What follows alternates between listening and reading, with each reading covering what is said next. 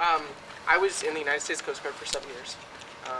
I would have actually had 10 years come this June. It would have been 10 years, so it would have been halfway to retirement. I was married to a woman, had kids, and when I actually came out, we were working through all that, and she was using it against me, started to get vindictive, and was threatening to out me to my command.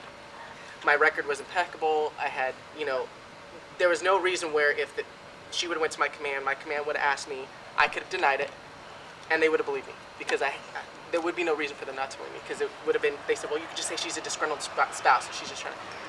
But I was a drill instructor. I was instilling honor, respect, devotion to duty into recruits, telling them to live up to integrity, to live up to honor.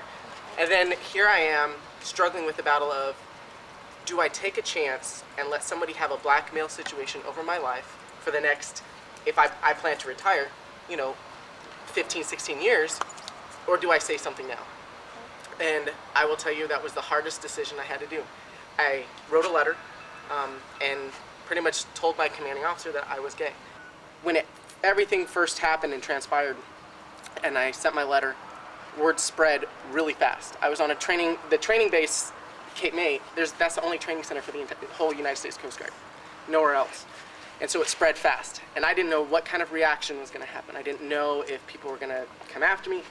Not one person had an issue.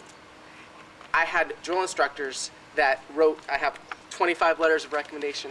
I had to go in front of a board of 3 officers because they said, well, you can just go through, we'll process you and everything else. And I said, well, no, I want to guarantee an honorable discharge. I have no reason not to have an honorable discharge.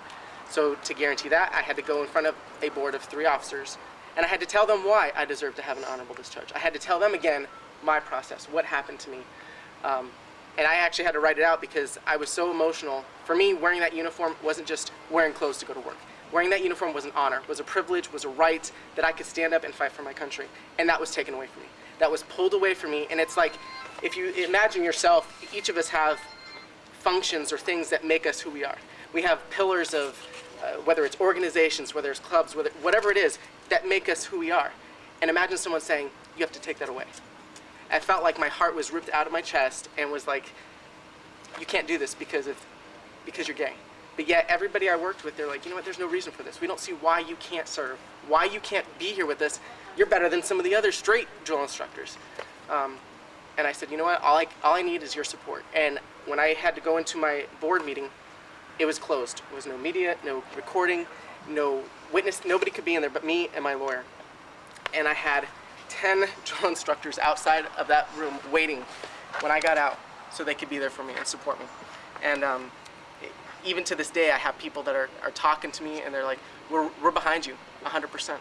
And I feel that taking what happened to me, such a negative situation, I need to turn it into a positive. And I need to, when I left, I vowed to my friends that were gay and lesbian, I said, you know what, I will do everything in my power to be your voice, to be the voice that you can't be, and to make this policy known and what it's doing. Because there's people even, I run into people on a weekly basis that say, well, what is Don't Ask, Don't Tell? What do you mean they can still do that? People don't even know. And I feel that by me sharing my story and me doing this, it can make a difference, and it can make changes, because that's all we need. Is we need to get the American people fired up that this is still happening, this is wrong, and we need to come on board with the rest of the other countries that we're allies with.